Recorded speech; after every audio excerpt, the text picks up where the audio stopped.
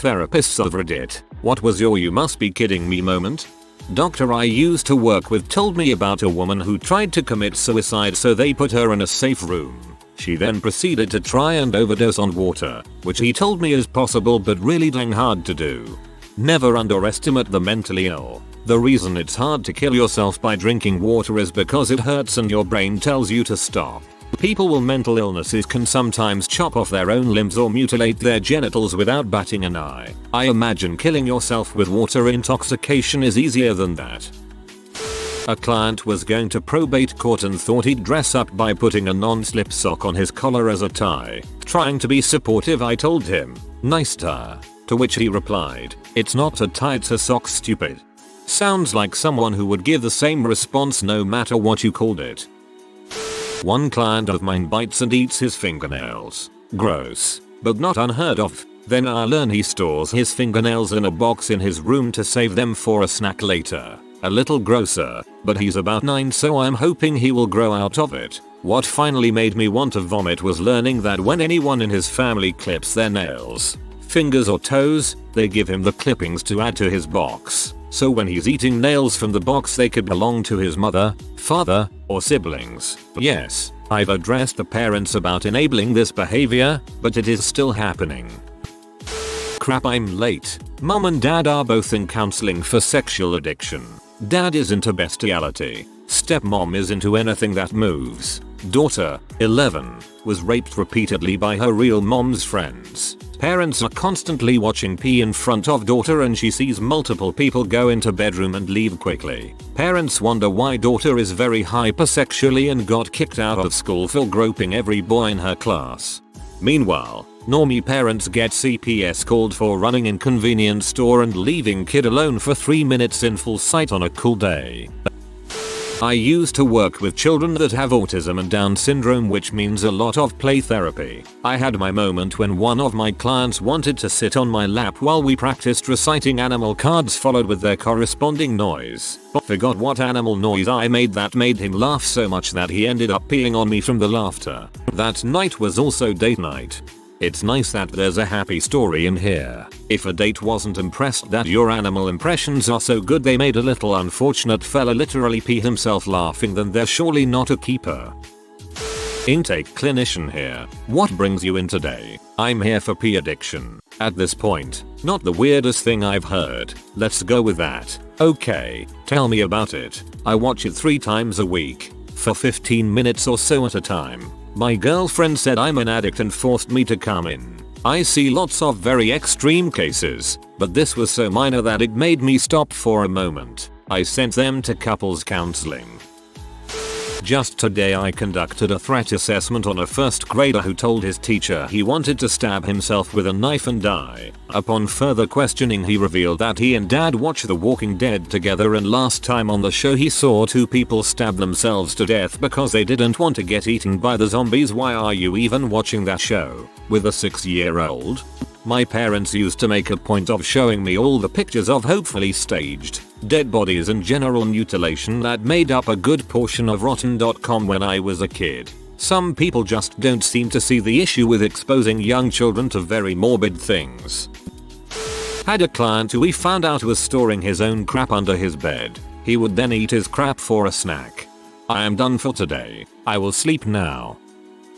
Not a therapist yet, but I'm currently taking a counseling and therapies university course, and we occasionally hear some stories from our professors in lectures or tutorials. One sticks out in my mind because I'd never seen an entire class shocked into silent horror before. A guest lecturer told us about a client he had who used a craft knife to cut open his own scrotum and took out what was inside because he wanted to look at it and play with it. Oh.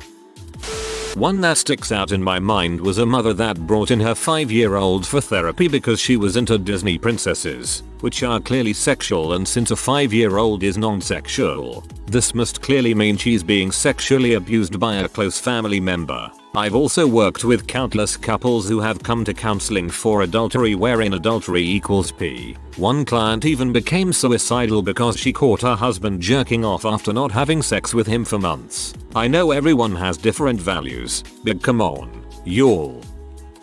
This recently happened to me. I have a client who is a daily methadone doser. During our last session he complained of sleep issues. Delving into this new issue, he described his solution to me. He saves his spit in a jar to drink at night when he is unable to sleep. Saves his spit in a jar to drink later.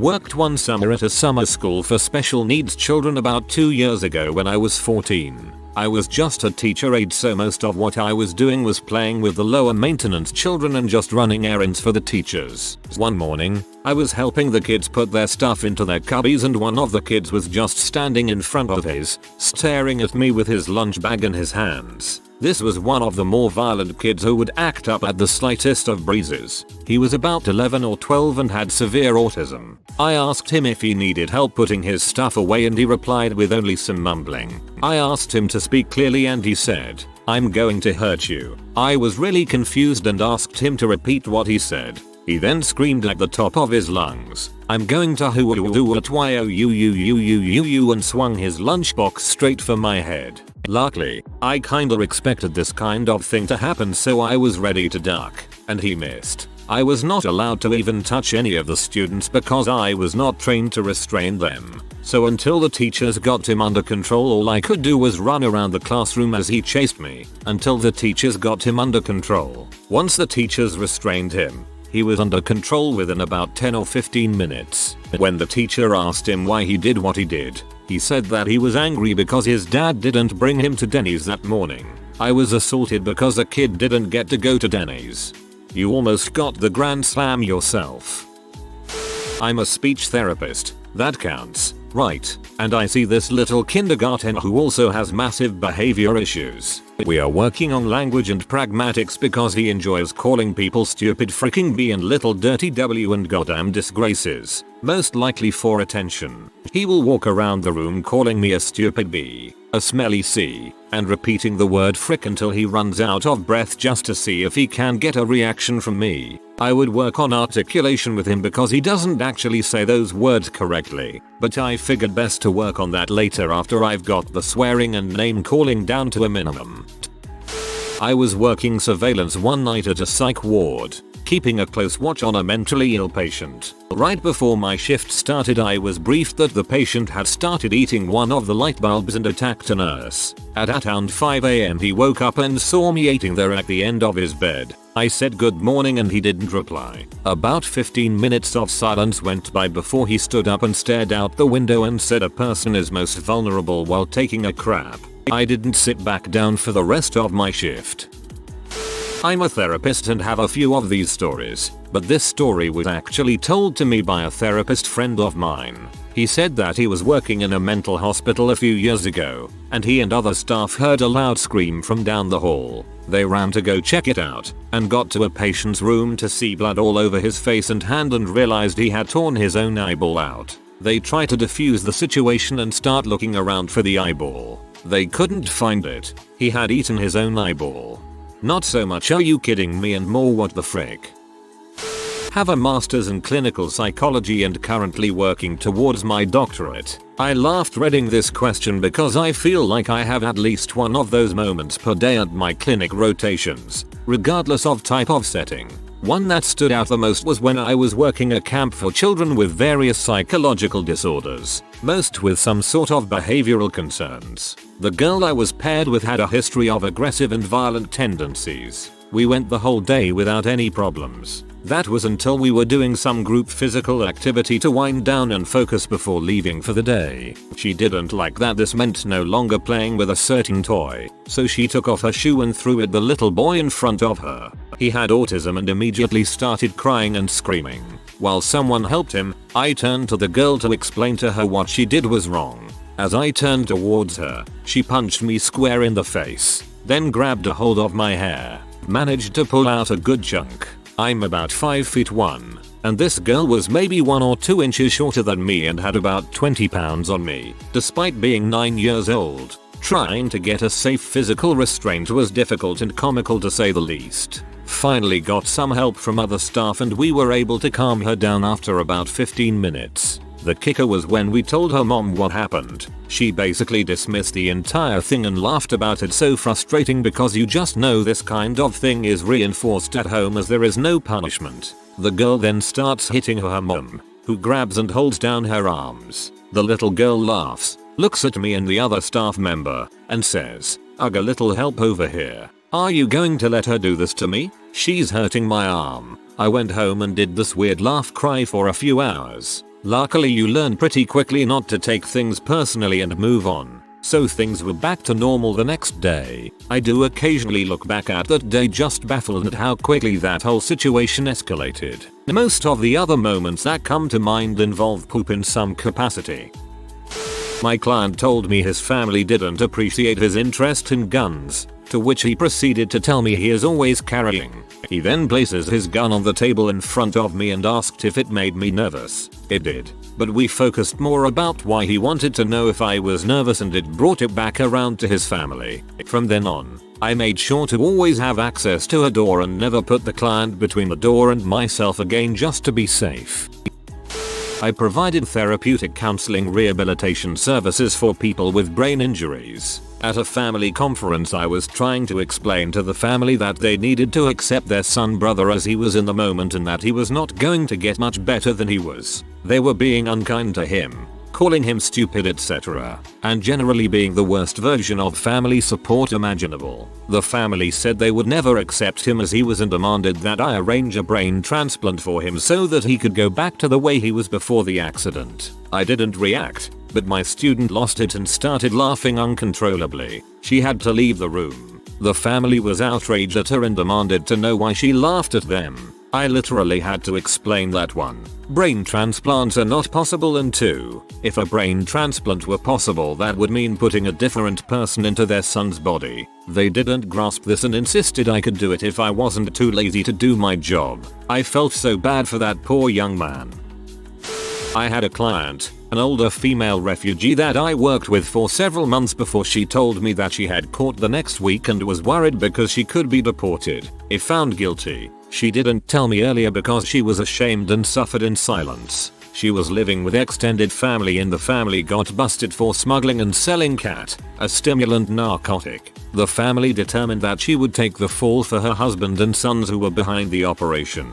At the arrest, the police brought an interpreter for a different language, from a different ethnic group, in a different country than the client was from. On top of that, she said the police didn't have an interpreter present during the questioning at the station and she waited there for almost 2 days until they found an interpreter for her language. I asked her if she understood what was happening and she said her lawyer, public defendant she met once, told her she would be deported. Beyond that, she had no understanding of the situation, process, etc. I had seen her psych eval stating that she had the cognitive equivalent of a 7-year-old. So I told her that we have information that could help her case and that her lawyer should see it as soon as possible. This was on a Friday. Court was on Wednesday and the client didn't know the name or any information about her public defender. We got a friend to help her collect the information. The client brought it to me on Monday, signed the Roy. Lawyer called me back that afternoon saying they've got nothing to help this poor woman even though the case seems completely set up. I told the lawyer that we've got a whole bunch of insight and data and records that will get the charges dropped. I didn't work Tuesdays and was going nuts worrying and hoping everything would get to where it needs to and in the hands of the people who need to see it. On Wednesday news from court comes that all charges were dropped. I used to get all kinds of sprung on me at the last minute, then have to perform all kinds of bureaucratic trapeze maneuvers to alter the outcome of high stakes situations. I wrote so many letters. I was hired to be a mental health provider, but I ended up doing tons of case management because nobody else wanted to. I look at them. I'm late to this thread, but forensic therapist here. I work with paroled sex offenders. One time a guy I worked with urinated on my co-worker's car in broad daylight. She was in the car. He made eye contact with her while he was doing it. His PO picked him up from group 20 minutes later. He's currently having a little vacation at a state facility. One time a guy I worked with urinated on my co-worker's car in broad daylight. That's not so bad. She was in the car. Okay, that's pretty terrible. He made eye contact with her while he was doing it. Yeah, alright. This guy's fricked up. I work in a community residence for adults with mental illness. Most of them are very capable and independent. One girl, 27 years old, constantly acts really dumb for sympathy and will do dumb things because she can, I guess. First week she was admitted she tripped on something getting out of bed. She's 5'1" and like 200 lbs, and she fell on her foot and broke some of the small bones in the foot. I take her to get her cast and she gets the usual don't get the cast wet, use your crutches, elevate, blah blah. Since her bedroom was on the second floor, we had to send her back to her mother's house for a few weeks since she would not be able to exit the building in time in case of emergency. Well, 5 days later, the shoe boot thingy to put over your cast comes in and we call her up saying we'll bring it over. Her response, well, I don't think it'll fit. Why not? We ask, because I cut my cast off. I got too wet and it was too tight. They didn't give her a second cast and she never used her crutches, claiming they were unstable and she would fall and get hurt if she used them. Her foot never healed properly and 2 months later she fell and broke it again. Had a client who was told he absolutely had to start losing weight else he would become troublingly diabetic and begin losing appendages. He didn't put much effort in, eventually having his foot amputated. Time after that I saw him. I had to explain that having a foot amputated did not count as half a stone towards his weight loss targets. He was genuinely mortified. This just made my day.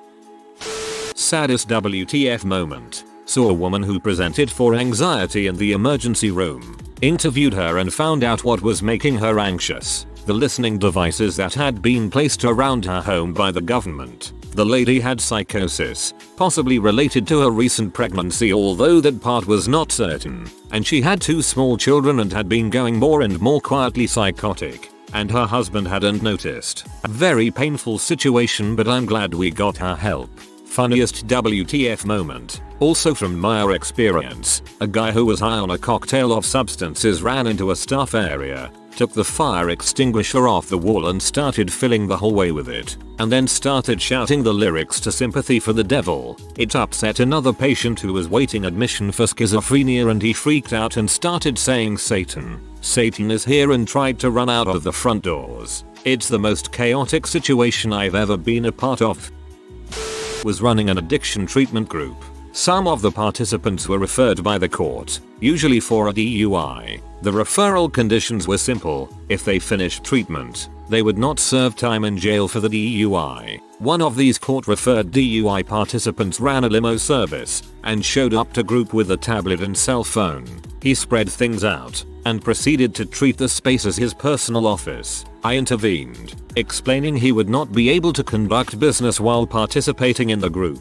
He gave me a look that would have killed an ordinary person, said it was a busy time of year and he really needed to stay in touch with his drivers. I told him I understood, but he still needed to put the stuff away and pay attention. Lots of eye rolling. I can't believe this lady, and he still kept checking his phone and getting up to go outside and take calls. During the break I told him his behavior was disruptive and he would have to leave. This seemed to make him happy, until I added I would be telling the judge he did not complete treatment. For the first time he seemed to slowly realize he was there for a reason, and might actually end up in jail because of his behavior. He apologized and asked to stay, and he settled down after that. Oh ho, good for you. Obligatory, not a therapist, but my hyper-conservative parents sent me to an addiction therapist because they found out I smoked pot occasionally in high school. The therapist they chose was a former White House drug czar, a renowned authority on addiction and hard drug abuse, and an expert on rehabilitating extreme problem cases. My parents must have spent a fortune and pulled strings to get me an appointment. The first session he asks me what drugs I use. I told him I smoke pot like once a week and that was it. After a few rounds of come on, you can trust me, and we can't begin treatment until you admit your problem, he realizes that I really do only smoke pot once in a while and literally says, you have got to be kidding me. Tell your parents you are a normal teenager and you don't need to come back. When I was 19 years old I was arrested for possession of marijuana. As part of my probation, I was forced to see an addictions counselor. I had only smoked pot like twice in my life, and I didn't even care for it. After one meeting with my addictions counselor, she called my probation officer and told him not to waste her time. Social work, not therapy but close enough. Me, we need to think of some new ways for you to discipline your daughters other than spanking. Client, but my parents did it to me and I turned out okay. Me stares at this high school dropout drug addict who has spent his entire adult life in and out of jail halfway houses, can't get a job and had his 3 kids removed for abuse and neglect. Okay, I actually did successfully turn this around in a gentle way and make him realize he hadn't actually turned out okay. Social work, not therapy but close enough. Here. Social workers should each have their own work provided therapist, or their own office dog, whichever works better. Had a patient who swallowed things as a self-injuring behavior. This individual would swallow anything metal and pointy, usually as a way of getting into the hospital or to stay in the hospital. At one point they wanted to get surgeries or procedures to have the objects removed, but they weren't actually suicidal. One instance where they almost died after ingesting a series of closed safety pins that ended up opening inside their stomach stopped them from eating things that wouldn't pass. Anyway, so this person was upset that they were getting discharged as they wanted to stay until the beginning of the month. Hate to say it, but it's not uncommon to see people come in because they are out of benefits for the month. The usual complaints of being suicidal weren't working, because we know this person isn't actually suicidal. So they went and swallowed the iron from the Monopoly game. It didn't work, we still discharged them, but ever since we haven't been allowed to have board games on the unit without staff supervision. Physical therapist, intern back Jen, old lady with dementia. I was walking with her in the hallway where visitors are as well. She says her pants is falling off. She can't use her hands to pull it up. She has a rollator where she takes a lot of support. She is wearing a skirt. Check it and I say, nah, it is okay. She says it again. I say again that it is okay. 10 seconds later a diaper full of crap drops to the floor, almost making her fall. Prevent that, but she dragged it a little bit and spreading the crap all over the floor. It smelled horrible. Hey, she warned ya. Not a therapist, but this is definitely a WTF moment. I had to go to school consulting once. I was there because the fire alarm in the building has ring 3 times that night. Once was a drill, the second is around dinner time and the last one is around 3. I snapped at the last one and threatened the kid who caused it with a baseball bat. You know those stupid indoor fire alarms. Anyway, I was sent to 1 session of counseling because you know antisocial behavior and all that. Anyway, there was this dude who also in for therapy. It was a group thing. The counselor asked him why he was here. He said he was here because he was caught by his roommate fricking a warmed up shepherd pie, which was not his, in the kitchen. All of us seriously just stopped and stared at him, like he wasn't saying this embarrassed or nothing. He just matter of fact said he fricked his roommate's shepherd pie. Must have been a nice pie. When I worked in bereavement, a client of mine used the term skid marks when discussing the accident. For some reason, there and then, the expression just caught me off guard. I joined the dots, and the corners of my mouth started to rise. In actuality this may have only lasted a moment, but it felt like minutes, all the while I was drawing blood as I chewed down on the insides of my cheeks. I felt like the worst human being alive. I was in school to be a therapist for a few months. Figured out right quick it wasn't for me. I have this issue enough in my daily life. I can't imagine how bad it would be in a setting like that. I am not a therapist but used to see one for my severe anxiety related issues. I have been seeing her for a while and my condition was improving a bit. No longer hyperventilation during normal day-to-day stuff is a major win for me. A year ago, we decided to meet up at a nearby coffee shop because her office was renovating. So we meet up, usual stuff. She asks me of my current condition and I report to her the weekly chart I made which contains what gave me anxiety. She would give me a few pointers on CBT, but me being a forgetful scrotum, I would forget that crap and freak out in most situations. Here is where it got a little weird for me. We moved on to the subject of my history, and mind you, though I have been only seeing her only a month, I told her about how I was sexually harassed by my teacher when I was young, and then when I told my parents about it, they did nil regarding that matter, on top of THR face that I have an alcoholic father who beats me and my mom. All that time, she just sipped her tea and stared downward at the floor and dig her nails into her fingers plan while she clenched her hands and rinse and repeat for 10 minutes. All of a sudden, I heard sobbing noises and sure enough, she was crying. I was shocked. My mind froze like an ice cube and she explained how she had a baby brother who died around my age, 20, and how when she was growing up, her brother would withstand abuse from his father and was eventually strangled by the dad while her brother was protecting her from the psycho father. While this was happening, every eye in the cafe is on us, even the staff who stopped dead in tracks. I could hear muffled voices which speculated how much of an but I was. Thinking I was breaking up with a woman. My mind and heart was on overdrive. My anxiety kicked in, which opened the amusement of horrors of sinking hearts, panic attacks and why are you scratching yourself. Couple that with my stuttering, my whole conversion was like this. Me, Pilla, Sep, Mom, don't cry. I am so RRRRRY. At this point, there was no point talking to her since her head is buried in her arms, crying, arms folded on top of the table. I hurriedly apologized to everyone, paid for the coffee and suggested to her that we should get out. I paid for the lift and days later got a call that she would refer me to a colleague of hers while she apologized to me about the incident. I thanked her and, not wanting her to get a second breakdown, wished her Godspeed and drank my strawberry milk while I contemplated whether she was testing me or not. TLDR. Therapist had a breakdown in front of me which gave me a perspective that everyone got problems. If you are new to the channel, you can subscribe. I publish new videos every day. Until then, check another video.